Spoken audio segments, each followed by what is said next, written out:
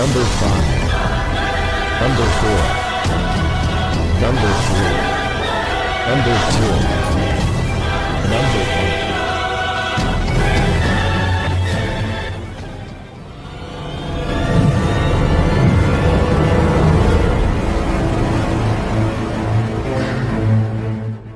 Pakar dan spesialis ilmu vibrasi antara diri Tuhan dan alam semesta, ilmu metafisika modern, ilmu kebatinan, ilmu pusaka dan benda bertuah.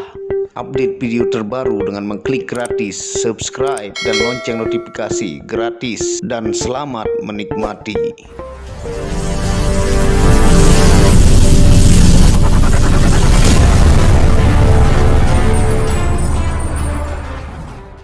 Bismillahirrahmanirrahim. Assalamualaikum warahmatullahi wabarakatuh.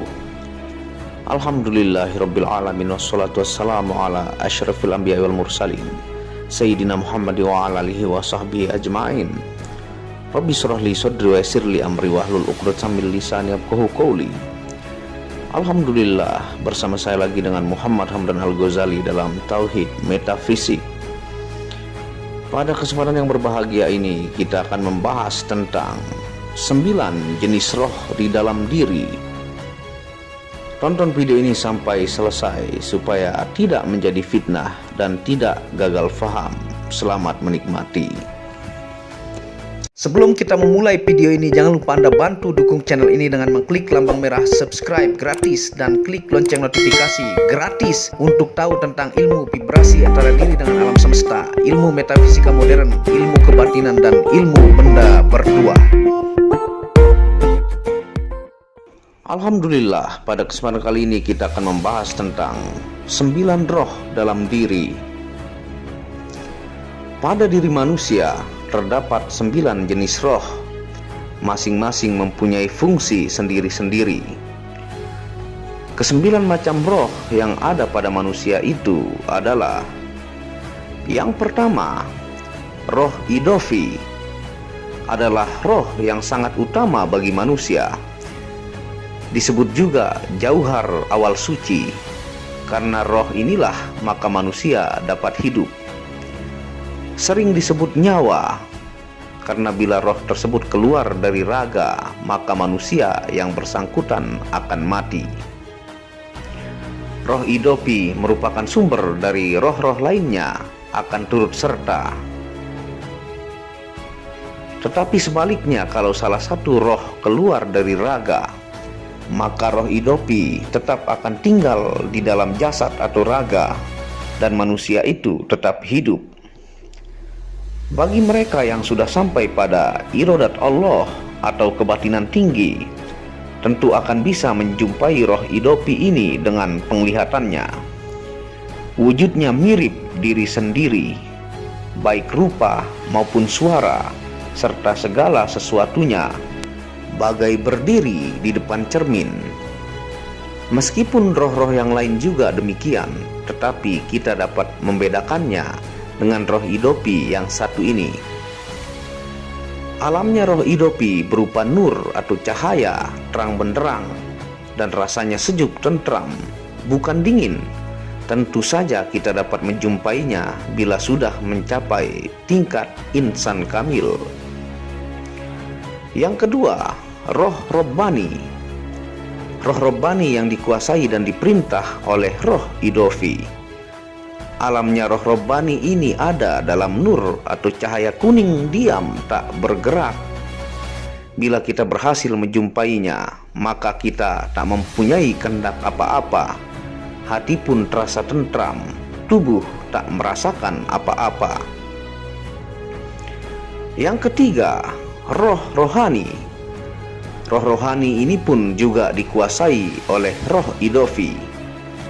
Karena adanya roh rohani ini, maka manusia memiliki kehendak dua rupa. Kadang-kadang suka sesuatu, tetapi di lain waktu ia tak menyukainya. Roh rohani ini mempengaruhi perbuatan baik dan perbuatan buruk.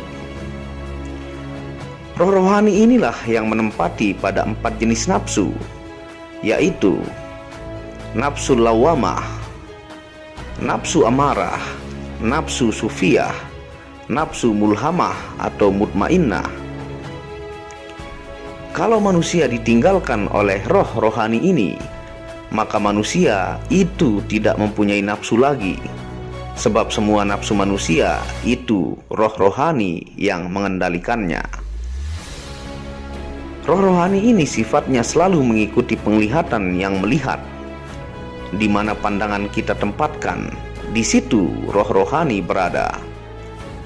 Maka kalau manusia sudah bisa mengendalikan roh rohani ini dengan baik, ia akan hidup dalam kemuliaan.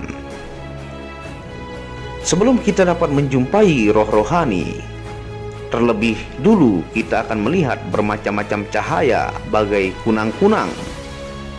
Setelah cahaya-cahaya ini menghilang, barulah muncul roh rohani itu. Yang keempat, roh nurani.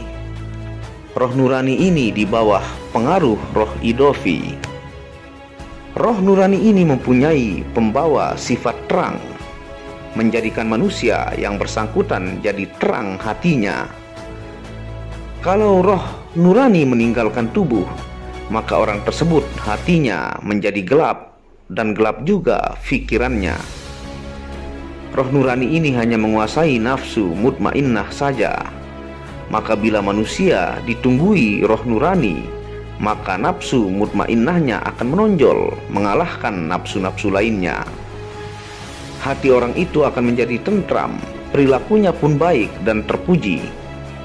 Air mukanya bercahaya, tidak banyak bicara, tidak ragu-ragu dalam menghadapi segala sesuatu, tidak protes bila ditimpa kesusahan, suka, sedih, bahagia, dan menderita dipandang sama.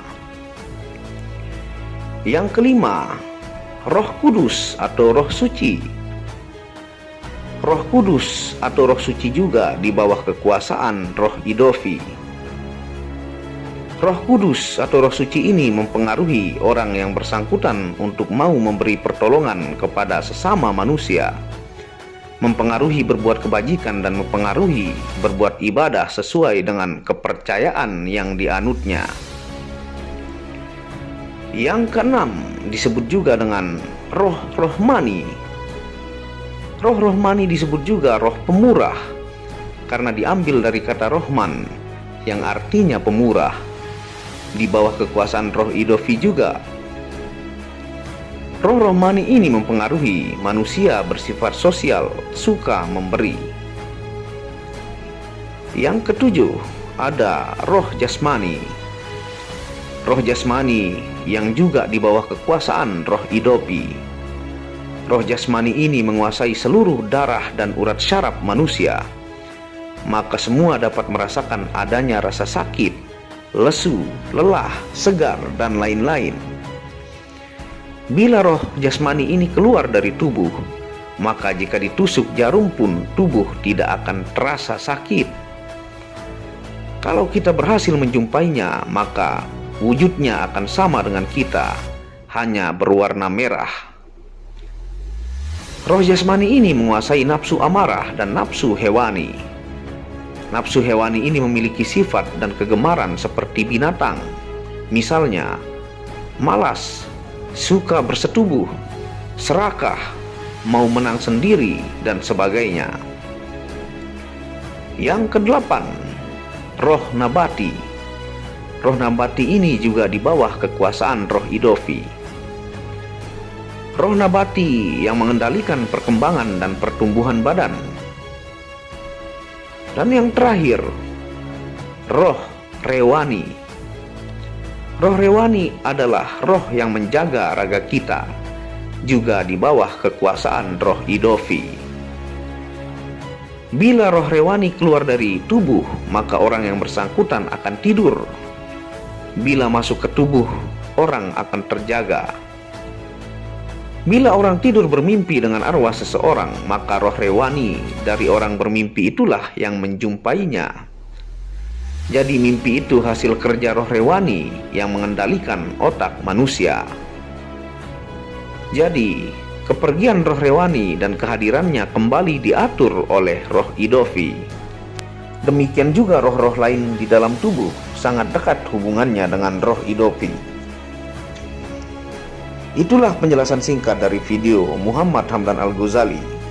Semoga ilmu rahasia yang dibuka oleh Muhammad Hamdan Al-Ghazali ini menambah ilmu wawasan Anda tentang ilmu kebatinan, dan pada saatnya dibukakan secara perlahan, setitik demi setitik, untuk membuat Anda lebih paham tentang hakikat samudera ilmu di dalam diri Anda. Terima kasih, jangan lupa bantu terus dukung channel Muhammad Hamdan Al-Ghazali ini dengan mengklik lambang merah subscribe gratis dan lonceng notifikasi.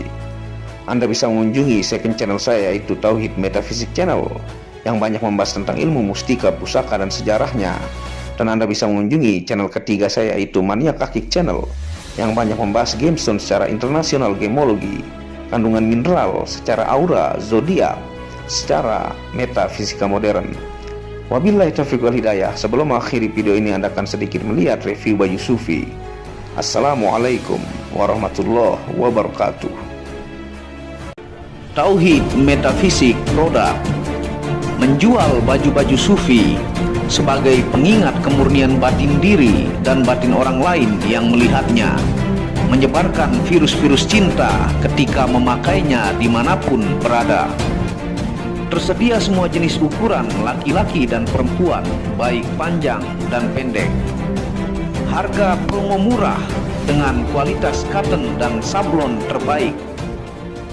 Kontak admin, hubungi WhatsApp 0858 1688 0424. Inilah review baju sufinya. Baju sufi yang pertama, logo Tauhid Metafisik, lambang Tauhid, yang di belakang yang ada hanya satu.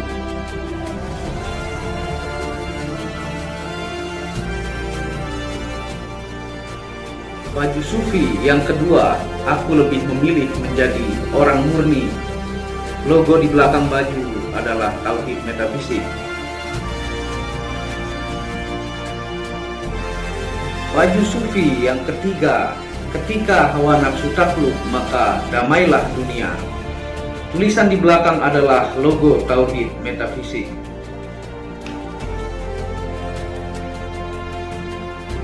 Baju sufi yang keempat, aku patah hati pada fananya dunia.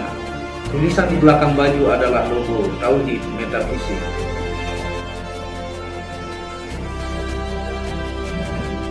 Baju sufi yang kelima, suara nuranimu bersih dan murni. Tulisan di belakang baju adalah logo Tauhid Metafisik.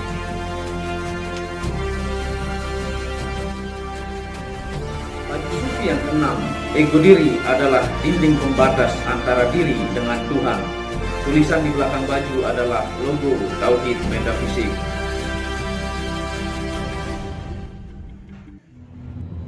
Segera pesan baju-baju sufi, stok terbatas. Terima kasih.